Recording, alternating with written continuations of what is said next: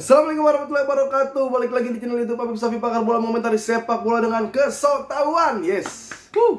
Terima kasih buat lo semua yang selalu nonton video gue, yang like, komen, dan subscribe channel YouTube gue. Semoga lo semua dalam keadaan sehat walafiat. Dan sebelum gue mau mereview pertandingan antara Cadiz berhadapan dengan Barcelona yang dimenangkan oleh Barcelona dengan skor 4-0 tanpa balas, gue mau kalau turut berbela sungkawa kayaknya terlalu kejauhan juga sama Ratu Elizabeth. Tapi ya biar gimana pun, beliau adalah orang terhormat di Inggris. Jadi banyak dampaknya setelah Ratu Elizabeth meninggal. Kayak dikabarkan Liga Inggris nih ditunda dulu selama 4 minggu atau 1 bulanan. Jadi buat yang lu nonton Liga Inggris mesti sabar-sabar. Bahkan atau lu yang sering nonton live reaction di Moji bareng gua, Mardel, Donzol, Muhammad Al-Katiri, ya sabar-sabar aja, kita ketemu bulan depan atau ketika Liga Inggris sudah berjalan lagi. Nah, hari ini gua akan membahas Barcelona yang menang secara meyakinkan berhadapan dengan Cadiz. Setelah ini gue sih nontonnya Barcelona Cadiz, mungkin yang keinget di gue ya 2 tahun belakangan. Karena Cadiz baru naik 2 tahun, Barcelona nggak menang-menang, imbang-imbang kalah, seri-seri kalah gitu kan. Karena 2006 lalu gue lupa, berarti ya katanya dari 2006 Barcelona nggak menang-menang lawan Cadiz. Dan akhirnya pecah telur. Sebelum kita mengulas lebih dalam lagi masalah pertandingan, apa aja yang terjadi di pertandingan Cadiz berhadapan dengan Barcelona, gue langsung berpikir, menangnya Barcelona lawan Cadiz ini itu berarti Xavi mempelajari ya. Jadi dia tuh introspeksi apa yang harus dilakukan Barcelona ketika berhadapan dengan Cadiz. Karena kayak tim yang lawan Barcelona semacam Cadiz, Rayo Vallecano, Valladolid, yang lain-lain, itu mainnya itu udah ketebak pasti. Kalau di tahun lalu dia lebih banyak jatuh di lapangan ketimbang bikin peluang. Cadiz, Rayo Vallecano, dia lebih banyak tidur-tiduran, guling-gulingan di lapangan ketimbang pengen menciptakan gol. Guna untuk mengulur waktu, ngerusak ritme, ngerusak tempo, ngerusak mental pemain Barcelona. Itu yang harus dipelajari oleh Barcelona. Untungnya Xavi ini, gue belum bisa bilang kalau identitas Barcelona tiki taka, penguasaan bola lebih banyak, itu hilang. Gue belum lihat itu ya, belum lihat banget itu ada. Tapi gue lihat Barcelona masih punya identitas, dan Barcelona sekarang tahu bagaimana caranya menang. Jadi mungkin buat lu yang fans udah lama dari 90-an, 80-an, Barcelona bilang Barcelona yang penting identitas, bukan cuma skor. Bener, bukan cuma skor. Tapi ya udah, identitas mah nggak hilang, tapi punya cara baru untuk menang, gitu aja sih menurut gua ya. Lu nggak usah, ini bukan identitas Barcelona ini ya, nggak. Barcelona tetap punya identitas ya, bukan tim yang penting menang 1-0 dapat 3 poin. Barcelona nggak sebirokrat itu, nggak saklek, gue punya duit sekian, lu beli ini, menangin ini. Enggak, Barcelona tetap ada identitas, tapi Barcelona yang sekarang tahu bagaimana caranya menang, bagaimana caranya menghadapi tim-tim ultra defense. Karena gue nganggap Cadiz ultra defense, Valladolid walaupun kemarin masih imbang, tapi dia ultra defense. Barcelona sekarang udah ngerti caranya. Sevilla dikasih dulu bolanya. Kalau lu nonton YouTube gue sebelumnya di belakangan ini, gue sering bilang kasih aja dulu bola ke musuh, biar diserang. Nanti kita punya Dembele, kita punya orang yang larinya cepet, itu kita gunain buat counter attack. Lu mau bilang hilang? Enggak. Barcelona habis unggul juga main lagi tiki taka. Nah, sekarang kita Barcelona berhadapan dengan Cadiz. Dibaca Cadiz kali ya. Ini Cadiz 4-0 melalui gol Frenkie de Jong, Lewandowski. Ansu Fati cetak gol. Ansu Fati tenan, Ansu Fati cetak gol. Kayaknya golnya susah tuh Ansu Fati. Gue cek beberapa orang dulu, terus ngelewatin ini prosesnya, skemanya menarik. Ada passing di situ, ada back pass di situ, terus bertabrakan sama back, baru habis itu kipernya digocek. Kayaknya gitu ya. Tapi kayaknya nggak mungkin kalau Ansu Fati yang ngulin kayak gitu. Nanti kita bahas ya. Terakhir ada gol Ousmane Dembele di menit 92, itu counter, diacak-acak, tembus juga akhirnya Jala Ledesma. Ledesma nih, gua kadang sebel sama Ledesma karena dia jago gitu kan, dan dia tahu dia akan selalu jadi pahlawan. Di pertandingan kemarin, di tahun-tahun lalu, dia tuh jadi pahlawan buat Cadiz. Jadi yang nggak bisa digolin juga 1 doang. Tapi Tadi malam dia berhasil kembali jadi pahlawan setelah menolong ada 1 atau 2 orang fans dari Cadiz yang pingsan di lapangan, entah jantung atau apa, tapi tetap keselamatan nomor 1 ya. Sepak bola olahraga favorit kita, masalah nyawa nomor 1. Nah, Barcelona hilang identitas? Enggak juga, gue bilang. Enggak juga. Ball position pun masih menang Barcelona.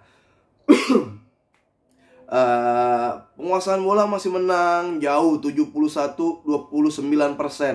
Barcelona 71, yang lain-lain masih menang. Sekarang Barcelona berada di peringkat 13, peringkat 1 dengan 13 poin. Nanti Madrid main jam 7 malam. Ya, berpotensi kesusul lagi, tapi minimal nih Barcelona udah bukan Barcelona yang tahun lalu, udah bukan Barcelona yang sakit. Kita punya top skor Lewandowski yang udah cetak 6 gol ya. Dari 5, udah berapa pertandingan sih? 5 game sudah mencetak 6 gol. Berarti setiap pertandingan pasti ada kontribusi dari Lewandowski. Terbukti gol juga baru tercipta kemarin ketika gol dan permainan Barcelona lebih hidup lagi ketika Lewandowski masuk ya. Ini benar-benar. Oke, kita bahas line up dulu. Line up dari Barcelona di awal-awal. Kiper Stegen 4-3-3, Gerard Pique, Araujo, Bellerin. Pemain yang baru lagi datangin sama Barcelona langsung main. Balde di situ. Tengah ada Busquets, Gavi, De Jong. Depan ada Depay, Rafael, Ferran Torres. Jagoan kalian semua Ferran Torres. Dan babak kedua masuk Alonso, masuk Ansu Fati, masuk Lewandowski, masuk Pedri, masuk Dembele, masuk. Ini adalah orang-orang yang mengubah gaya permainan Barcelona kecuali Ansu Fati. Nah, Depay ini, awal-awal Depay sama Ferran. Ini combo ya. Lordnya ada combo. Gue kira Ferran aja cukup gitu. Ternyata ada Depay. Gue sebenarnya cukup sedih kenapa bukan Depay yang keluar, tapi Auba yang keluar. Karena Depay itu, gue pernah bilang di YouTube gue yang kemarin, lini depan Barcelona itu leadernya adalah Lewandowski. Dan energi dia tuh positif banget. Umur udah 30 lebih, tapi fisik masih bugar, segar.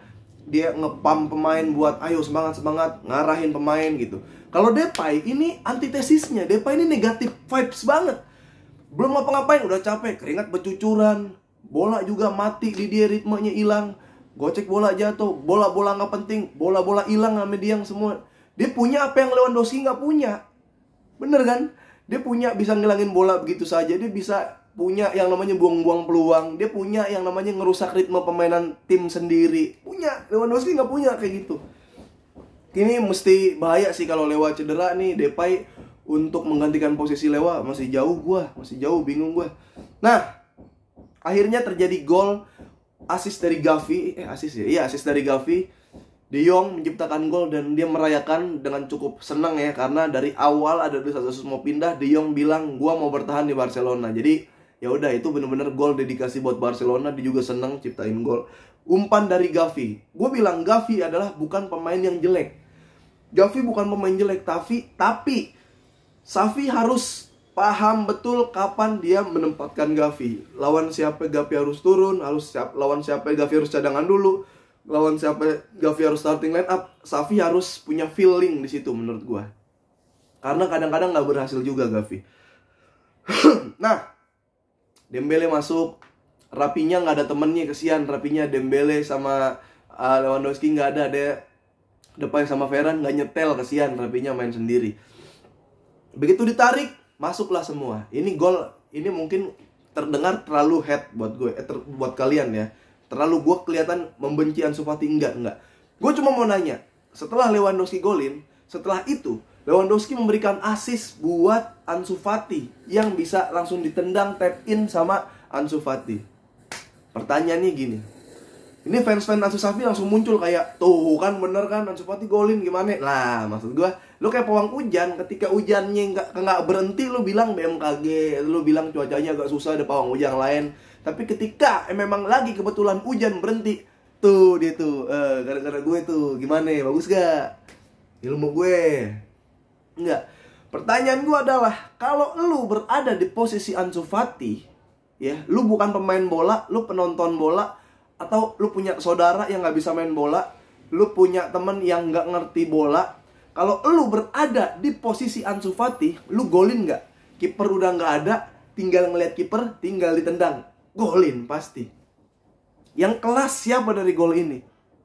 Ada yang bilang, Bang Apip, gue punya iguana gue juga bisa golin katanya itu. Ini follower gue ya, ada yang bilang, Bang Apip, monyet gue juga dikasih sepatu bisa nendang gol.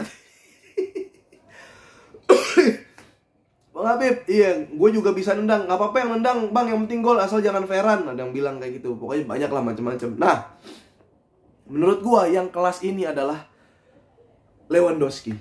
Lu lihat, umur 30, balance-nya masih kuat banget. Ya, akselerasinya masih bisa, masih terjaga. Bahkan lu lihat kedewasaannya untuk mengoper Ansu Fati. Kalau nggak ada Ansu Fati, gue masih berani taruhan itu bola gol sama Lewandowski.